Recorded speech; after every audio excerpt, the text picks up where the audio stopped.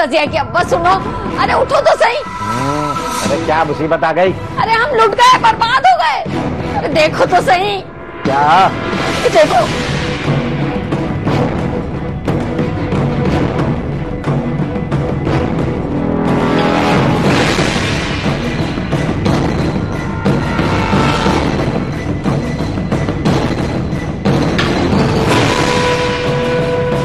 रजिया कहाँ है?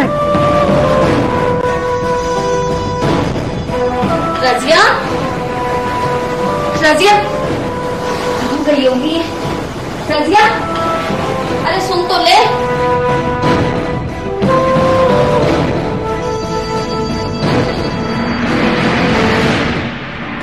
अरे कहाँ है रजिया? वहाँ पे भी नहीं है। आप पूरे घर में देखिए, कहीं पे भी नहीं है। अरे रजिया के अब्बा, रजिया के अब्बा, रजिया घर पे नहीं है। क्या? रजिया घर पे नहीं है? देखा, जिस बात का डर था वही बात हुई। अरे और ढील दो, देखो कैसी मुंह पे कालक पोत के गई है वो हमारे। शादी के कपड़े, कैश, जेवर सब कुछ साथ ले गई वो। हाय अल्लाह, या खुदा, खुदा गारत करे ऐसी औलाद को। अब लोगों को कैसे मुंह दिखाएंगे? अब मैं उस कमीने को जिंदा नहीं छोड़ूंगा। बर्बाद कर दिया हमें। अरे कहते हैं इंसान का अपनी बदनामी, बेइज्जती और जिल्लत को लोगों के सामने बर्दाश्त करना एक बड़े दिल गुर्दे की बात होता है। खतीजा और इस्माइल के घर में चोरी और रजिया घर से फरार होना एक सवाल था। क्या रजिया घर से खुद भाग गई थी या फिर इसे कोई भगा के ले गया था? जी हाँ, ये वाकया है एक मुअज़्ज़िज़ और शरीफ खानदान के घर का, जहाँ इनकी बेटी रजिया ने अपने माँ बाप के माथों पर बदनामी का दाग सजा के इन्हें मोहल्ले और खानदान के सामने जलील और रुस्वा कर दिया था। रजिया का घर से फरार हो जाना, आमतौर पर जब लड़की अपने घर से कपड़ों और जेवर के साथ फरार हो तो फिर उसकी एक ही वजह सामने आती है और वो होती है पसंद की शादी। क्या रजिया किसी को पसंद करती थी या फिर उसके माँ बाप उसकी शादी के खिलाफ थे और उसकी शादी कहीं और कराना चाहते थे? अगर ये दोनों बातें मान ली जाए तो ये बात तो तय है कि रजिया जिस किसी के साथ भी भागी थी उसे रजिया के वालिदैन बहुत अच्छी तरह जानते थे।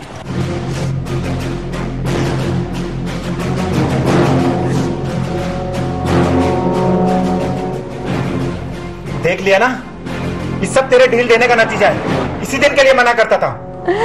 कुछ करो रजिया के अब्बा, ऐसा करो उस कमीने के खिलाफ पुलिस में रिपोर्ट लिखवाओ। अरे इस तरह तो और बदनामी होगी। तुमने उसका नंबर ट्राई किया? हाँ किया था। क्या हुआ? जब से कर रहा हूँ बंद ही जा रहा है। ऐसा करो उस कमीने के घर जाके पता करो। हाँ यही करता हूँ। ऐसा कर, तू भी मेरे साथ चल। चलो।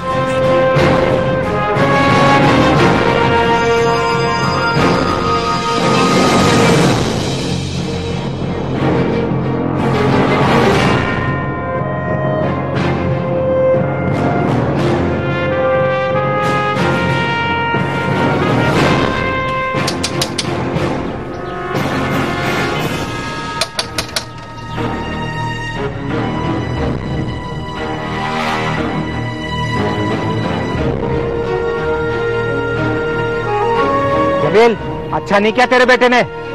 हम उस कमीने को छोड़ेंगे नहीं। क्या हुआ? क्या किया मेरे बेटे ने? अंदर आओ, अंदर आके बात करो। हम यहाँ बैठने नहीं आए। अच्छा आराम से बात करो। आखिर क्या कर दिया मेरे बेटे ने? हमारी इज्जत का जनाजा निकाल दिया उसने। कहीं मुंह दिखाने के काबिल नहीं छोड़ा उसने हमें। पहेलियां क्यों बुझवा रहे हो? पूरी बात तो बताओ, हुआ क्या है? तुम्हारा बेटा हमारी बेटी को भगा कर ले गया है।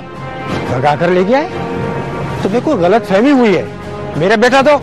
हाँ यही कहोगे ना, मेरा बेटा तो ऐसा कर ही नहीं सकता। कब तक छुपेंगे वो? एक न एक दिन तो सामने आएंगे। टुकड़े टुकड़े कर दूंगा दोनों के। क्या हो गया अब्बू, इतना शोर क्यों हो रहा है? बेटे इन दोनों का ख्याल है तुम रजिया को भगा के ले गए। मैं भला इनकी बेटी को क्यों भगा कर ले जाऊंगा? नाटक कर रहा है रजिया के अब्बा, ये जरूर इसी ने रजिया को कहीं छुपाया है। देखिए आंटी, आप मुझ पर इल्जाम लगा रही हैं। मैंने आपकी बेटी को कहीं नहीं छुपाया है। देख आदिल, शराफत से बता दे रजिया कहाँ है, वरना क्या कर लेंगे आप? वरना मैं पुलिस का सहारा लूंगा। पुलिस की धमकी दे रहे हो? जाओ पुलिस को लेके आओ। तुमने सुना नहीं अदील ने क्या कहा है तुमसे? जाओ पुलिस को लेके आओ। हाँ हाँ ठीक है, देख लूंगा तुम दोनों को भी। चल खतीजा, दिखाता हूं इनको भी।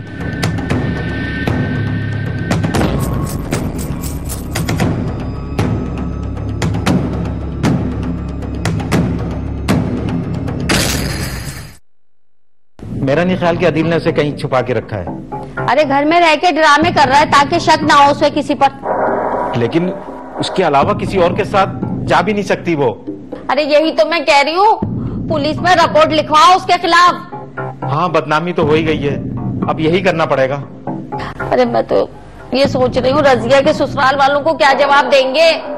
हम क्या जवाब देंगे, अब तो वही हमें टका सा जवाब दे देंगे।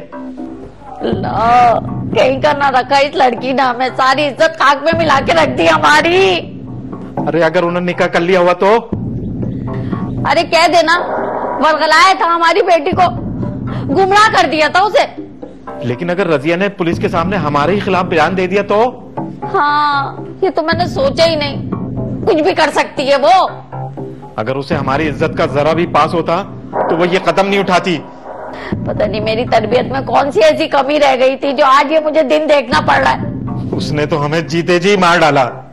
अगर उस दिन ही मैं कोई फैसला कर लेती ना तो आज ये दिन ना देखना पड़ते मुझे। बदतमीज, गुस्ताख, अपनी माँ से जबान चलाती है तो? अपने हक के लिए बोलना कोई गुनाह नहीं है। अब तू हमें बताएगी कि तेरा हक हम पे क्या है? मुझे अपनी पसंद पे पूरा पूरा हक हासिल है और तुम पे हमारा कोई हक नहीं है। आपका जो हक है वो अदा करें और मेरी हक तलफी ना करें। तुम्हारे ससुराल वालों को क्या जवाब देंगे हम? मुझसे पूछा था आपने, अब खुद ही जवाब दें। एक बात कान खोल के सुन ले, हमारे जीते जी ये हरगिज नहीं हो सकता। और मैं अपने हक के लिए कुछ भी कर सकती हूँ। धमकी दे रही हो, डरा रही हो तुम मुझे? अगर आपकी नजर में धमकी तो धमकी सही। हाय हाय मेरे खुदा, कैसी जबान चल रही है इसकी। बेहतरी इसी में, वो रिश्ता खत्म करते और जहाँ मैं चाहती हूँ मेरी शादी वहाँ कर दें। आने दे तेरे बाप को, तेरी टांगे तोड़वा के इसी घर में बिठा देंगे, लेकिन तेरी शादी हरगिज वहाँ नहीं करेंगे जहाँ तू चाहती है। तो फिर ये काम मुझे खुद ही करना पड़ेगा। काश के मुझे ये पहले पता होता कि तू ये गुल खिलाएगी तो मैं तेरा गला दबा देती। अम्मा अब ये वो दौर नहीं रहा जहाँ लड़कियों को भेड़ बकरियों की तरह धकेल दिया जाता था। अरे क्यों हमारी छाती पे मूंग दल रही है तू?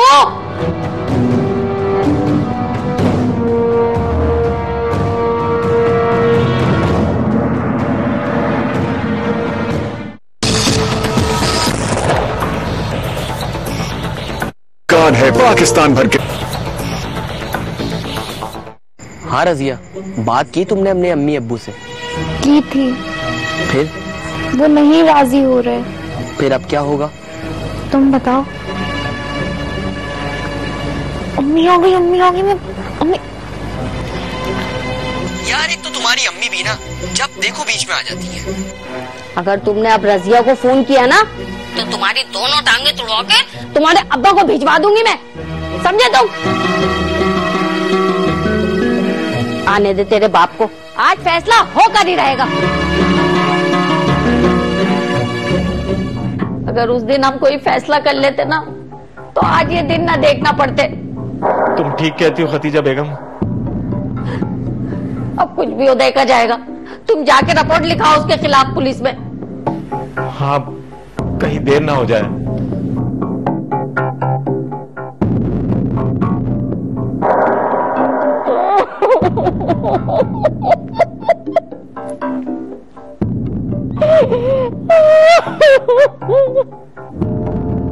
रजिया के वालिदैन नहीं चाहते थे कि उनकी मजीद बदनामी हो। यही वजह थी कि पहले तो उन्होंने खुद रजिया को अपने तौर पे तलाश करने की कोशिश की। उनके वालिदैन का पूरा पूरा शक अदील पे था और आखिर क्यों ना हो, रजिया अपनी माँ के सामने अदील की मोहब्बत का इजहार कर चुकी थी। दूसरी जानिब रजिया का बाप पुलिस स्टेशन में पुलिस को रिपोर्ट दर्ज कराता है।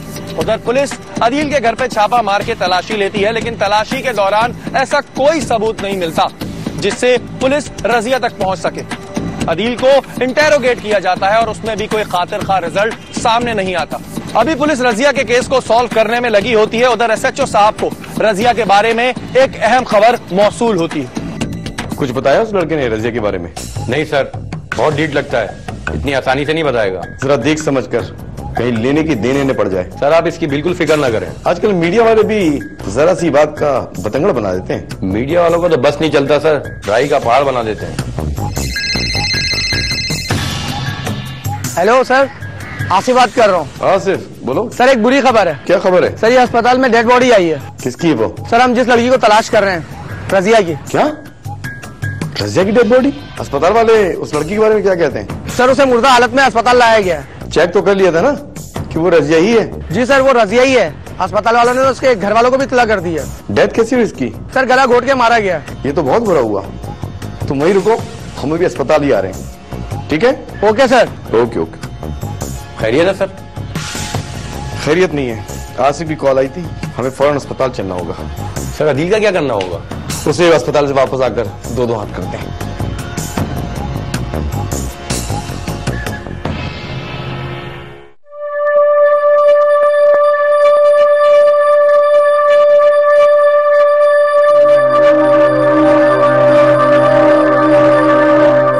सबर करो बेगम, सबर करो, खुदा को यही मंजूर था।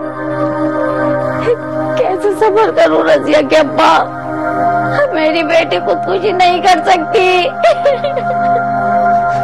यकीन तो मुझे भी नहीं आता, लेकिन सच यही है, सच यही है। अपनी जिंदगी पाने के लिए घर से निकली थी, मौत को गले लगाने के लिए नहीं। अब तो पुलिस ही पता लगाएगी कि उसने खुदकुशी की है या उसका कत्ल किया गया है। पैसा, जेवर, औलाद सब कुछ छीन गया हमारा। ठीक कहा तुमने, अगर उसने खुदकुशी की होती तो हमें जेवर पैसा मिल जाता। सब कुछ हड़प करके जान से मार दिया उसे। अरे उसकी नियत ही नहीं थी उससे शादी करने की। लेकिन उसकी मौत रायगा नहीं जाएगी। ये जो ऊपर वाला है ना, ये इंसाफ जरूर करता है, ये इंसाफ जरूर करता है। मेरे खुदा।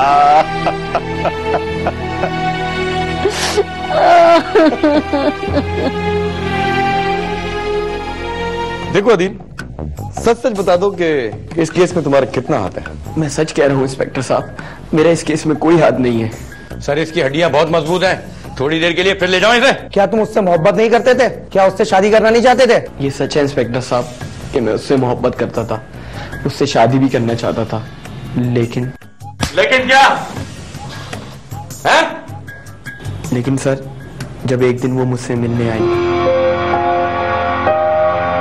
क्या बात है रजिया, ना तुम फेसबुक पे मेरे मैसेजेस का रिप्लाई करती हो और ना ही कॉल और एसएमएस का। Any issue? बात ये कि आजकल अम्मी अब्बू ने मुझ पे बहुत सख्त नजर रखी हुई है, मौका ही नहीं मिलता। लेकिन तुम तो मुझे अक्सर इंटरनेट पर ऑनलाइन मिलती हो। वो तो तुम मुझसे कुछ छुपा रही हो रजिया। इसमें छुपाने वाली क्या बात है? तुम्हारी फ्रेंड लिस्ट में जिया नाम का इजाफा हुआ है। तुम्हें कैसे पता? तुमने अपनी फ्रेंड लिस्ट हाइड करने से पहले उसे ऐड किया था। हाँ, मेरी प्रोफाइल की सेटिंग कुछ आउट हो गई है। तुम ठीक कहती हो रजिया, तुम्हारी सेटिंग कुछ आउट ही हो गई है। तुम गलत समझ रहे हो। तुम ठीक कहती हो रजिया, मैं गलत समझ रहा था, लेकिन अब बिल्कुल सही समझ रहा हूँ। बात ये नहीं, अम्मी अब्बू तुम्हें ठीक नहीं समझते। बात को घुमाने की कोशिश मत करो रजिया, साफ साफ कहो कि तुम अब ये रिश्ता खुद खत्म करना चाहती हो। मैं तो चाहती हूँ, लेकिन अम्मी अब्बू। सफाई पेश करने की जरूरत नहीं है रजिया, तुम्हारी जबान तुम्हारे चेहरे का साथ नहीं दे रही है। रजिया, मोहब्बत की बंजर जमीन ही सच्चे जज्बों को आबाद करती है, लेकिन जिनके जज्बे सच्चे ना हो वो हमेशा गैर आबादी रहा करते हैं। तुम मुझे बद्दुआ दे रहे हो? ऐसा तो मैं कभी सोच भी नहीं सकता। एक शिकवा था, कह डाला। अच्छा मैं चलती हूँ।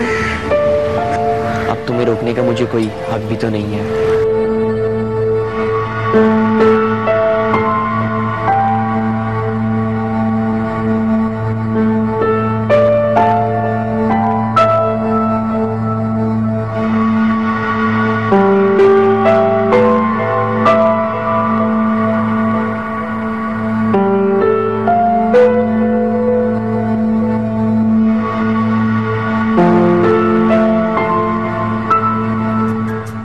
वो मेरी रजिया से आखिरी मुलाकात थी सर, उसके बाद मेरा उससे कोई राब्ता नहीं हुआ। तुमने उससे दोबारा राब्ता क्यों नहीं किया? सर मेरी नजर में उस बेवफा लड़की से दोबारा राब्ता रखना बेकार था। अच्छा, रजिया की आईडी किस नाम से थी? रजिया सुल्तान के नाम से सर, उसकी पिक भी लगी हुई है। और जिया का पूरा नाम मालूम है? जियाउद्दीन खान। मुदस्सिर, इसे लॉकअप करो। Okay sir. हाँ आसिफ, तुमने रजिया का कॉल रिकॉर्ड निकलवाया? सर वो आज मिल जाएगा। तुम उसकी कॉल रिकॉर्ड और उसकी सोशल मीडिया हिस्ट्री का भी जायजा ले लो। Okay sir. मुझे यकीन है कि कोई ना कोई सुराग जरूर मिल जाएगा। सर आप फिक्र ना करें, मैं दोनों काम आज ही कर लूंगा। गुड।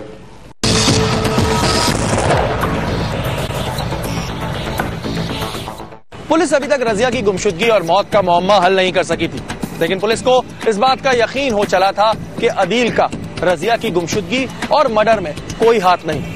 अदील के आखिरी बयान से पुलिस को एक ऐसी बात पता चली जिससे पुलिस के अंदर ये उम्मीद पैदा हो गई कि इस बार वो अपनी तफ्तीश में कामयाब हो जाएंगे। ना सिर्फ कामयाब हो जाएंगे बल्कि असल मुजरिम तक भी पहुंच जाएंगे।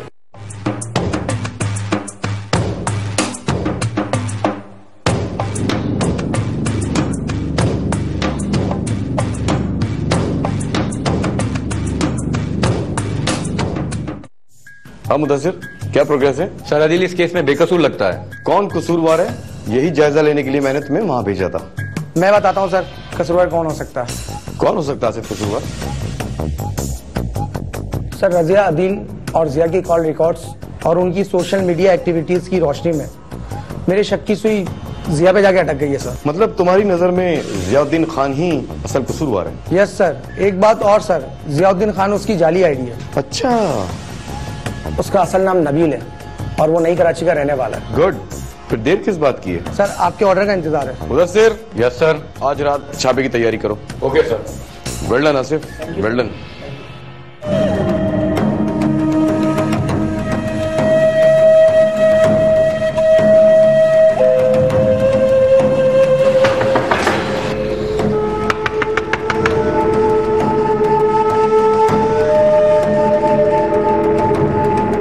सर ये है वो लड़का नबील। जी सर, मैं ही नबील हूँ।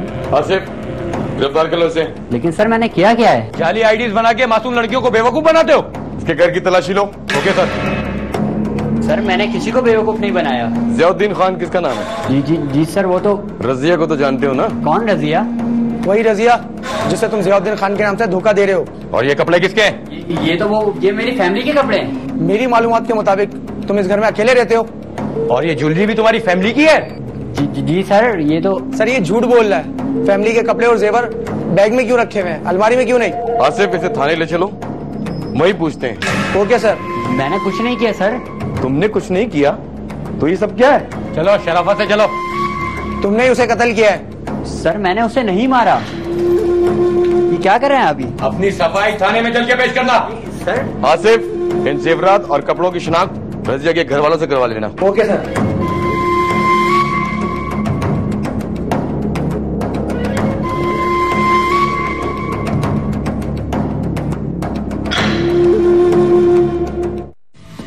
आखिरकार पुलिस की कोशिश रंग ले आई। पुलिस ने न सिर्फ नबील को गिरफ्तार कर लिया बल्कि इसके पास से कपड़े और जेवरात भी बरामद कर लिए और रजिया के वालिदैन से शनाख्त भी करा लिया। अब रह गया था कि इसका आखिरी अंजाम, कि रजिया को किस तरह कत्ल किया गया था। जब पुलिस ने नबील से अपने रिवायती अंदाज में तफ्तीश की और इससे पूछा कि कहानी के पीछे असल हकीकत क्या है, तो उसने पुलिस को कुछ इस तरह बताया। सर रजिया की मौत का जिम्मेदार मैं ही हूँ। मुझे तुम शुरू से बताओ कि ये सब क्यों और कैसे किया। सच बोलना, झूठ बोलने की बिल्कुल भी गुंजाइश नहीं है। सर रजिया और मेरी दोस्ती इंटरनेट के जरिए हुई थी।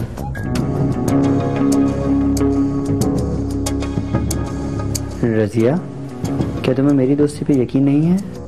अगर तुम पर यकीन ना होता ज़िया तो कभी तुमसे दोस्ती ना करती। तुम्हारी पिक देखी, बहुत खूबसूरत हो तुम रज़िया। मुझे सामने देखोगे तो डर जाओगे। पता नहीं वो दिन कब आएगा। हर चीज का एक वक्त मुकर्रर होता है। कम से कम आज अपनी खूबसूरत आवाज का रसी मेरे कानों में घोल दो। ये तुम कैसे कह सकते हो कि मेरी आवाज खूबसूरत है? खूबसूरत चेहरा ही खूबसूरत आवाज का मालिक होता है। तो फिर मुझे इस नंबर पर कॉल करो। सर, चैटिंग के अलावा अब हमारी रोज मोबाइल पे भी बात होने लगी थी।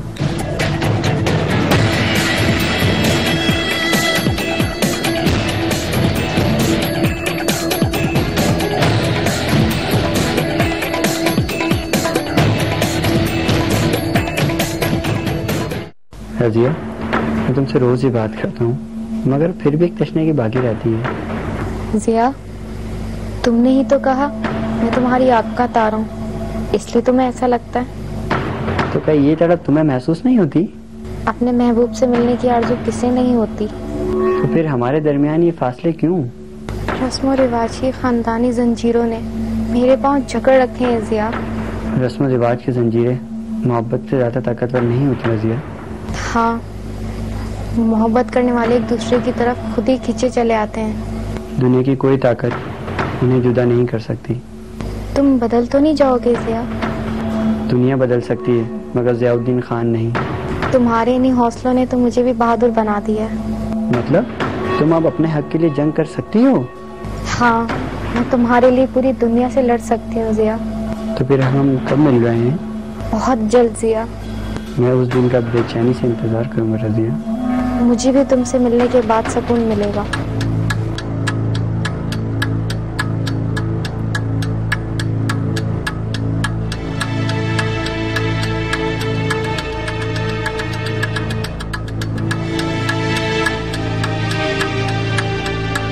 ज़िया, मेरे अम्मी अब्बू तुमसे शादी के लिए रजामंद नहीं है। तो क्या फिर तुम वहीं शादी करोगे जहाँ वो चाहते हैं? नहीं ज़िया, मैं मर जाना पसंद करूंगी, लेकिन तुम्हारे सिवा किसी और को अपना जीवन साथी नहीं बनाऊंगी। तो फिर हमारी शादी कैसे होगी यार? तुम जहाँ रखोगे, जैसे रखोगे, जिस हाल में रखोगे, उफ नहीं करूंगी।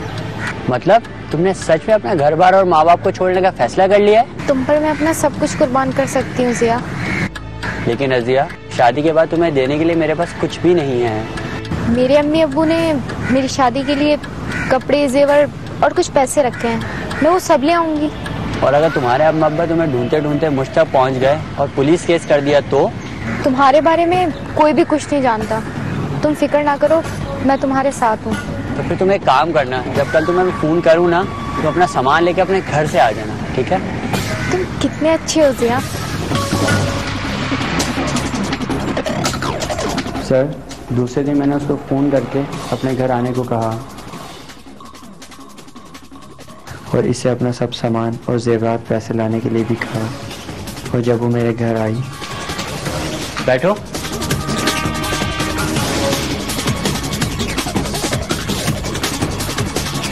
ज़िया, बताओ ना, कब कर रहे हो मुझसे शादी? अरे मेरी जान, इतनी भी क्या जल्दी है, अभी तो पूरी रात बाकी है, सुबह देखेंगे। ज़िया, मैं अपना सब कुछ दांव पर लगाकर तुम्हारे पास आई हूँ। अच्छा किया। वैसे तुम्हें घर से निकलते हुए किसी ने देखा तो नहीं? नहीं, जब सुबह उठेंगे तो पता चल जाएगा। रज़िया, आज हमारी जिंदगी की नई शुरुआत है और मैं आज की रात को यादगार बना देना चाहता हूँ। हर लड़की का यही तो ख्वाब होता है कि उसका जीवन साथी बहुत प्यार करने वाला हो।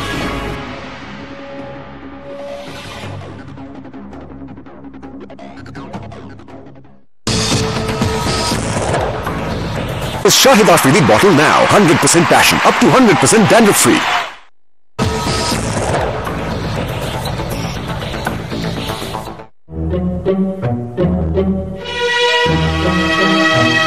ज़िया, मुझे तुम मिल गए। अब अगर मुझे मौत भी आ जाए तो मुझे कोई परवाह नहीं। रज़िया, मेरी जिंदगी की सबसे बड़ी ख्वाहिश पूरी हो गई है। मुझे तो मुझे तो अभी भी ऐसा लग रहा है जैसे मैं कोई ख्वाब देख रही हूँ। और मेरा ख्वाब ताबीर बनकर मेरे सामने अपने पूरे वजूद के साथ मौजूद है। ये ख्वाब तुमने अकेले नहीं देखा, मैंने भी देखा। जो सच्ची मोहब्बत करते हैं वही सच्चे ख्वाब देखते हैं। हाँ जिया। रजिया, हाँ एक बात कहूँ, तुम्हें पता है मैं आज बहुत खुश हूँ, मैं भी बहुत खुश हूँ। मैं भी। Really?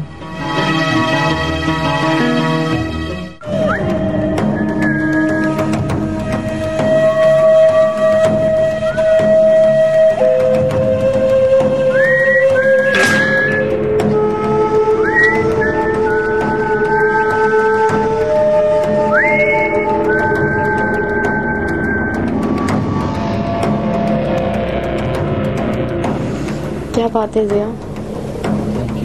Thank you so much जानू। तुम्हारे प्यार का नशा तो मुझ पे अभी भी चढ़ा हुआ है। बस दिल चाहता यूं ही आंखें बंद करके लेटी रहूं। और मैं भी यही चाहता हूँ रजिया, तुम यूं ही आंखें बंद करके लेटी रहो और तुम्हारी जिंदगी का सपना हमेशा हमेशा के लिए सच हो जाए। जिया ये क्या कर रहे हो? जिया छोड़ो, ये क्या कर रहे हो? जिया छोड़ो मेरा गला, छोड़ो। जिया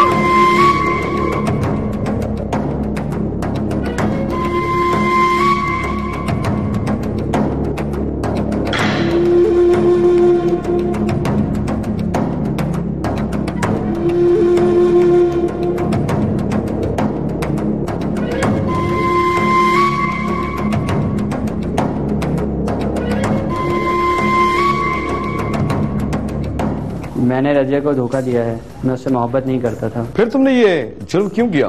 सर, जब उसने पैसों और जेवर का मुझे बताया तो मेरे दिल में लालच आ गई थी। और लालच में अंधे होकर तुमने एक मासूम लड़की की जान ले ली? जी इंस्पेक्टर साहब, मैं लालच में वाकई अंधा हो गया था। अब अपने जुर्म की सजा के लिए तैयार हो जाओ। मैं अपने जुर्म की हर सजा भुगतने के लिए तैयार हूँ। Mudassir, yes sir. इसका चालान बनाओ और कल सुबह अदालत में पेश करो। Okay sir.